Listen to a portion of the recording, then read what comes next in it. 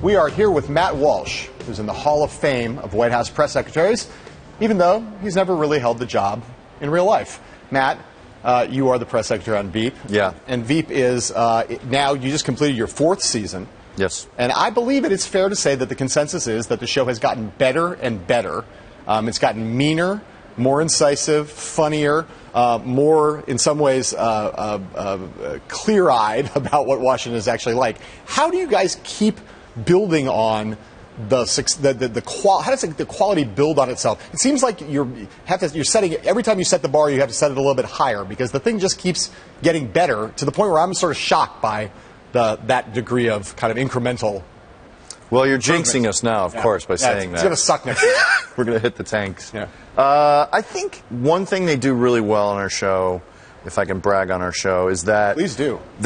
I think it's surprising. They're really good at keeping the audience guessing where this is headed, and it's not just plot twists, but just the delivery system of coverage and the things that stay true, of course, are the brutal insults and the way that Washington is portrayed as relentlessly, I think, honestly and not flatteringly portrayed. Yeah. And why I think the characters, in my perspective, as one character on a big show, is that I think every year everybody's characters gets more defined, and I also think because the chemistry gets better between the actors, and I think the process informs that because we do a lot of improv in the rehearsal room, so we get to add jokes or pitch ideas, and the writers go away and take notes, and they'll make the next draft reflect some of the things we discovered. So Armando Iannucci, who's the kind of creative genius behind Veep, right? Yeah. He's a guy who's done a lot of political satire. They are loose-limbed, but incredibly well-written simultaneously, right? So it seems like there's a balance between the writing and improv, because there's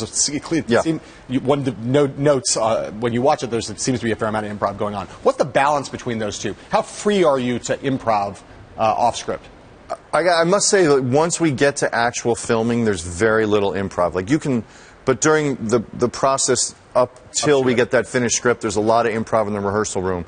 But on the day of actual filming, you can come in and you'll have your scene. You can pitch a bit or come up with new jokes or ask for other ideas. You know, because I don't like this joke. Can we have some more jokes here? Whatever. Right. But generally, when we're actually filming, I'd say it's 90% on the page or whatever, if I had to throw a number on it. So not fully, it's not like by any means a Larry David, Curb Your Enthusiasm kind of like people. No. People free-forming. There are joke lines throughout, and we have to hit them, and people are waiting for their cue to say their line. But I think what gives it that extemporaneous energy, if you will, is that they cover it so dirty, like you'll be off camera while someone's speaking, and then you'll miss this line. So it feels like true documentary vibe, like it's kind of dirty. And then we get to do like long runs, like we'll do 9 pages in coverage in one shot, so it's kind of like a play. So I think that breathes a lot of life to it. It's not just like say your line, cut, say your line, cut. How much research did you do to play the role of White House press secretary? Any?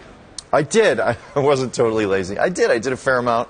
And then every successive season I get to meet another, like I met last year, was Mike McCurry and Dee Dee Myers and Jay Carney, spoke with them. What's the best piece of advice you got from any of them? I just go for what's the funniest part of your job? Not the funniest part, but who is an awful person that you were forced to deal with, or what's a funny situation? Advice-wise, I don't know that I got any advice from any of them, but I try to capture the nature of the job. And truthfully, you want to go out with their assistants late night, get drinks, and then find out what happens off hours or behind the cameras. So Mike McClintock does not want to know what's going on in the White House. He wants to be able to maintain plausible deniability at all times. The president already signed this one. Okay? We're going to have to forge the president's signature on the new one. Well, that's a capital offense if he's... Yeah, you could be illegally electrocuted for doing that, just so you know. I'm not here. I have plausible deniability. Plausible deniability. Do you have a sense that is the way that actual White House press secretaries are as well? Or is that, you think, a complete invention? No, I think that's true. I think you want to be told what you're supposed to be told, and you do not want to get involved in things because then you're going to get asked questions about those things, and you can't be lying to the public like that all the time. You can lie to them sometimes. but not all the time. You know, Dan Pfeiffer, the former White House communications director and then senior advisor to President Obama, said that this show is the most authentic show about Washington, D.C. And I think there are a lot of people who've spent time in Washington who feel the same way. Is that actually a goal of the show? I mean, you guys want to be authentic? Yeah. Or do you want to just try to be funny? Well, ultimately it has to be funny, but I think their portrayal of D.C. from the get-go is like that when they did their initial tours of the Veep's offices and congressional offices for the pilot, they really wanted that sort of, no one has a desk. Like any congressman has 10 aides and 2 of them have desks, and there's people doing computer stuff here on this chair and that chair. Not glamorous. From the get-go, yeah, they didn't want to West Wing it up. It wasn't beautiful shots. It was gritty and real is what they wanted. And I think from day one, they've always wanted to base it in that reality. Obviously, we say funnier things than real-life people would say, and we're more eloquent than real-life people. Yes. But more profane, and more scatological. Well, yeah. More scatological. More scatological. We are probably more profane. Okay, so I've put together with our crack team here. We've all been struck by the number of things that Mike says from the podium, and things that real White House press secretaries said from the podium. Some of which are some things you say that are absurd, and things that they say are absurd. Okay. So I'm going to quiz you right now. Who said it? On who said it? Mike or someone else? Mike or someone else. Okay, I love this. There you go. You ready for that? Okay. Thank you for doing your homework, staff. Thank you. Press secretary A press secretary, either real or fictional, once said, answered a question. And his answer was, after asserting something, he said, "Yeah, but I could be making that up," to a reporter in the White House press secretary. Mike McClintock has never said that. That's a real press secretary. That's correct. Jay Carney. Really? Once told the White House press corps that he could be making something up. Okay, here's another quote. "Big crowd today. Did something important happen I'm missing? Oh, we're in the White House." Mike McClintock. Oh, that's Mike McClintock. First press conference for President Selena Meyer. The first press conference. All right, that's good. Very excited. An encyclopedic knowledge of your own lines. Great. Okay, here we go. Quote, "I've got a couple margaritas getting warm right now." Not Mike McClintock. Not Mike McClintock. He doesn't drink margaritas. Robert Gibbs. Really? Although the idea of margaritas warming up, it doesn't appeal to me. But that is right. Robert Gibbs. All right, next one. All right. In response to a question, a press secretary, real or fictional, said, "See yesterday's non-response." End quote. Ooh.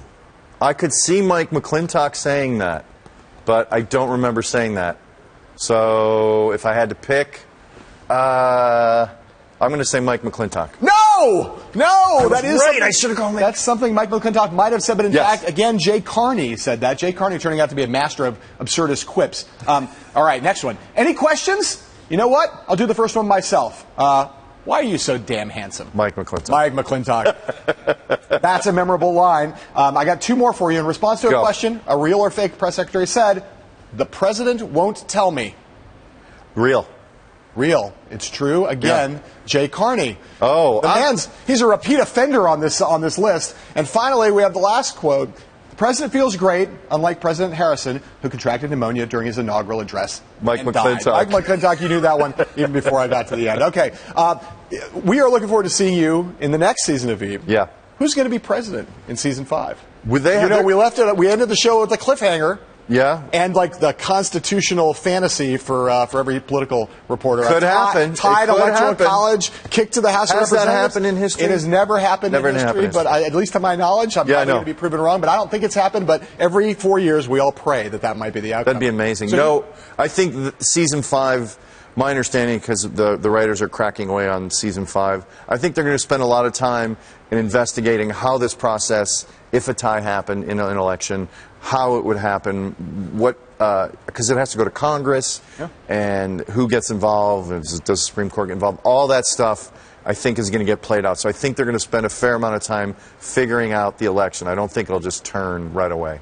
That would be my guess. It seems as though it would be somehow poetic justice if the House were to select Dr. House to be the next president. Well, he's a candidate. I know, so I'm saying that's TV poetry. Tom James. TV poetry for you right there. Thank you. Okay, you like that? Okay. That was a gift. All right, Matt Walsh, you are the best. Thank you very much, and we'll be right back.